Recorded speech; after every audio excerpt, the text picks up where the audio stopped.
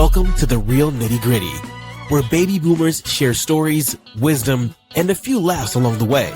Elle is your host, inviting you to join candid conversations that celebrate our journeys, lessons learned, and the timeless values that bind us. So be sure to like, subscribe, and share, and click the notification icon. Whether you're reminiscing about the good old days or navigating the present, this podcast is your space to connect, reflect, and enjoy the ride.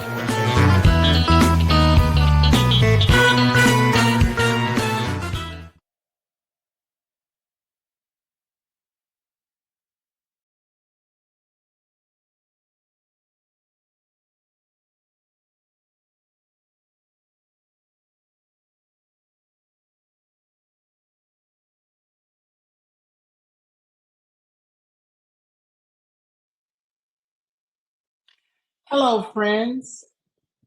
Welcome back to the real nitty gritty. Glad to see that you could make it. I'm so happy that you joined us today. We have a good show planned for you. We're going to be talking about family traditions, not in the sense that you think, maybe a little bit, but we're going to get down to the real nitty gritty. But before we jump in, I want you to get comfortable. I want you to be relaxed. Put your feet up, sit in your favorite chair, and grab your favorite drink. And we're going to get to it. So, family tradition, it's what roots us in the family. It's what bonds us. We have connections from the family traditions that we've learned over a period of time from the silent generation, which are our parents. So it's at the heart of what defines us. You know what? How many of you guys remember going over to grandma's house for Sunday dinner, or either on Fourth of July? It's the same uncle that shoots the fireworks every single time. You know, you might be upset, but when you look back on it, those are memories and they were good memories. You know, that's where our connection and our bonds and our foundation comes from. I remember a quick story. Uh, we were having some sort of get together at my aunt's house, and she asked me to bring the mac and cheese. I didn't want to bring it, but out of obedience, I did. So I bring the mac and cheese, big, large tray. And when I got there, another cousin of mine, she brought macaroni and cheese too. So when my aunt looked at them, she told me my macaroni and cheese was too dry. And then she looked at my cousin's macaroni and cheese and she said it was too soupy. So I don't know what she did. Maybe she mixed them together. I don't eat macaroni and cheese because I don't like cheese. So I don't know what she did. But I know for that, a new tradition was started, which was not to ask me to bring a food dish. From that point on, I was on paper goods and I was fine with that. Just a little quick story. So those are the things that I remember from childhood, that brought us together and all of the family laughing and joking and having a good time. Now, one of the things that I remember that I actually wanted to bring up, how many people or how many families can go back and remember recipes from great great grandma and they've been passed down generation to generation to generation. family traditions, right? Um, the cookouts, potlucks, the family game night, whatever it is, the cars, the dominoes, listening to good music, all of those are family traditions until we get to the point where it's not so fun. No matter what type of function you're trying to have, you have that one that always is something not quite right and something gets started, and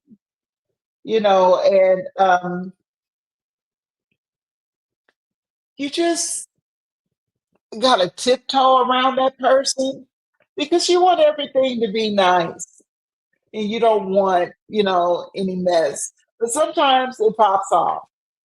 Now, the difference between when the silent generation was around, again, our parents, uh, they nipped that in the bud real quick. And I think it has a lot to do with the way they were raised, and they just wasn't going to have all of that nonsense. And so we kind of grew up the same way, you know, fight one week and we back together the next week. If anybody was salty, you really wouldn't know about it because the adults weren't having it. They wasn't having it between adults, and they definitely weren't having it with the kids. Now, fast forward, we getting a little bit older, and now the silent generation isn't here.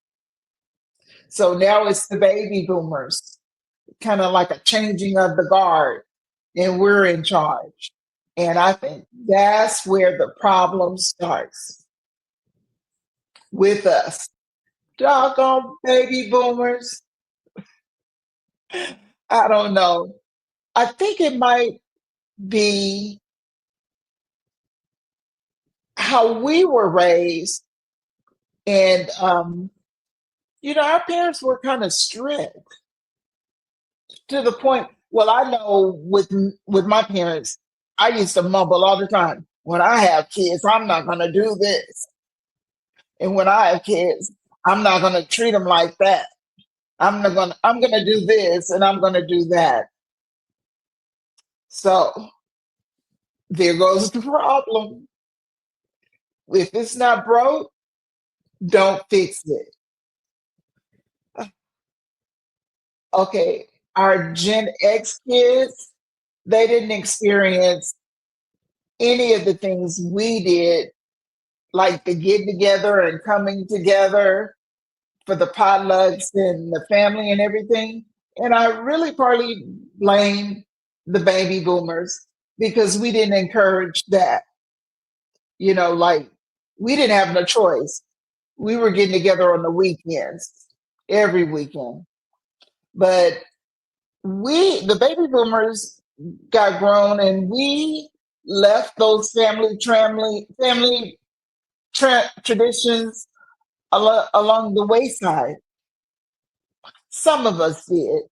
I know some families still get together like that every weekend, and I admire those people because our family does not.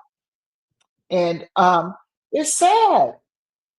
I miss those days. And I really wish we could have gave that to our Gen X kids. They know about family and they have value, but the bond and the connection isn't the same. So that's an issue. And I wonder how we can get that back. But anyway, why do we have the issues? It starts with one person may say something or do something that another person doesn't like. and there it is. And then it just festers because it's not addressed. And then you have two people that may have been like this, and now they're slowly like that. So it's called a grudge, holding grudges. And that is not good. It doesn't serve anybody, any purpose, any good intentions. So we need to address that. And I know people that haven't spoke to each other in 5 years or more. They probably forgot about what they were mad about. But how do we fix that? What I think is that communication. Communication can bring healing, and that's what's needed. If one person would just take a step and try and communicate, just make the first move. You know, sometimes you got to be the bigger person. Um, and a lot of times, people, you know what? I found out that people have felt some sort of way about me, and I didn't know anything about it.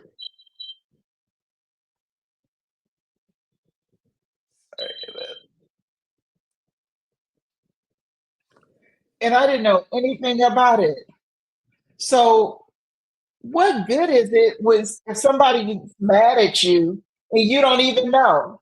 It's not even on your radar, and they're walking around swole up. But anyway, once you come into the knowledge that they have a problem, you know, maybe if they have not came to you with it, maybe you should go to them, you know, and just try and get a little peace or understanding, you know, so you can get back on board with doing the family things in the family way and the connection. Because guess what? The millennials are watching, Gen X are watching. So we gotta be the bigger person sometime and try and assist in healing each other. Now, I'm not saying that people can't be wrong and be mad. I have somebody mad at me right now. They did something to me, but yet they're mad at me because I told somebody else, and then somebody else I told confronted them. They were wrong, and it was my business to tell. But anyway, if we just try and come together and have a conversation, because I'm not upset or mad or anything, and I'm open. So maybe I should be the person because that is what I'm talking about coming together, right? So if I'm, I'm not saying that you should go on bended knee and you didn't do anything and you know you didn't do anything, but at least have a conversation and let them have a opportunity from their point of view to let you know what you supposedly have done. You know, sometimes you just have to agree to disagree. And that's a way of resolving and starting the healing process. You know, maybe sometimes relationships aren't meant to be the same, and relationships change, and that's perfectly fine. So I wouldn't suggest that anybody go on bended knee when you haven't done anything. And even after talking to the person, if they let you know that what you did was not so big, maybe their feelings are just hurt. And you could just apologize. Maybe that's all it takes. I think it would not hurt you to apologize for something if someone is telling you that you hurt their feelings. So apologize so you can move on and do better. And just be careful because you don't want to have a grudge that gets deep rooted and now it passes down to the kids. And, I just, but anyway, now that we had got to the real nitty gritty of the issue of people not speaking, and that's the, I don't know, that's the uneasy part of being family. So let's get back to the easy part, the good time. On the weekends, I used to love the weekends. So I'd like to know, what did you guys do on the weekends? What were your Saturdays like? Did you get together with family? Did you have game night? What was it like for you? Leave it in the comments. Share your stories. We like to see what's going on with you. Okay.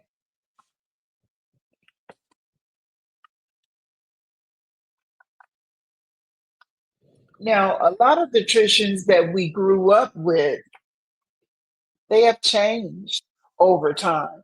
And that's okay because a lot of times traditions need to change as far as get tweaked a little bit out of growth and necessity.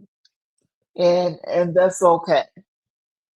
A lot of things change because of the times that we're in, and they change for the better. We can go more places. Um, Back in the 50s and 60s and even early 70s. Right now today, in some places that we'd rather not go, but it's a lot of places that we can go now that we definitely couldn't have went in the 60s or 70s, 50s or 60s or 70s. So that would be one reason that traditions would change. And again, that would be perfectly fine.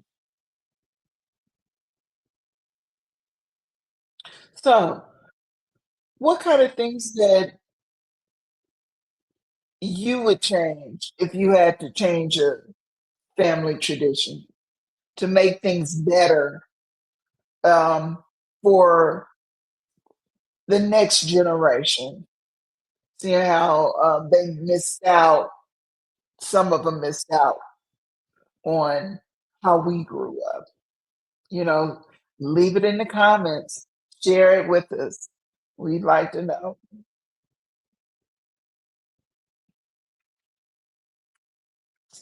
Okay.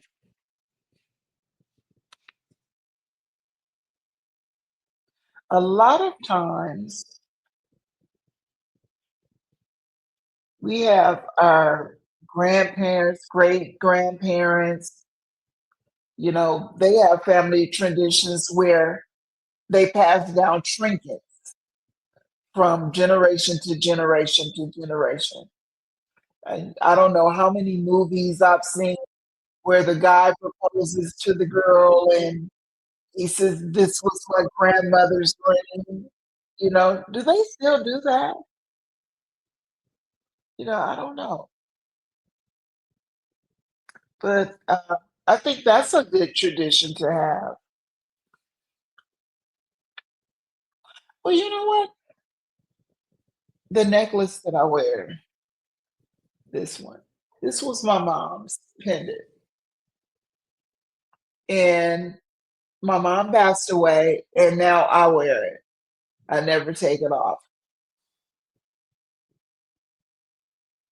So this will be something that I pass down. So I guess I'm going to start a new family tradition because I'll pass this down to my oldest daughter. And then I guess she'll pass it down, and so on and so forth. Okay.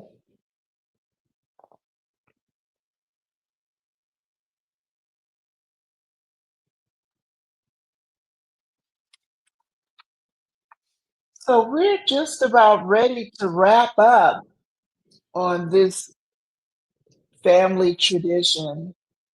We talked about the good times, going to grandma's house for Sunday dinner, you know,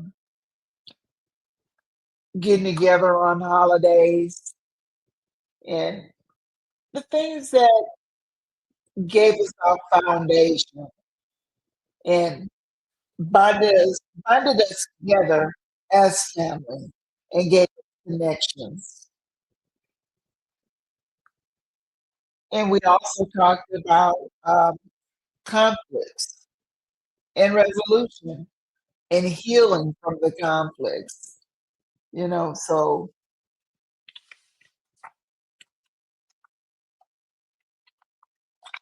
I'm not saying that family will not have arguments and conflicts, but we have to be ready to come back together, and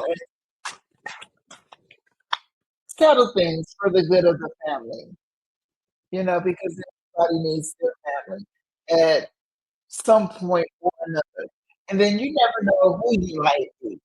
So, you know, just try and stay copacetic and be open to change and be open to forgiveness. Okay. Well, I thank you for joining us this evening. I'm so happy that you chose to spend your time with us. And next week, you don't want to make it, you don't want to miss next week. We're going to be talking about grief. If I mean that means losing a relative, a parent, a sibling, or a spouse. We'll be talking about it. So until then, my name is Elle, and don't forget to subscribe, like, and share. And I will see you next week. Thank you.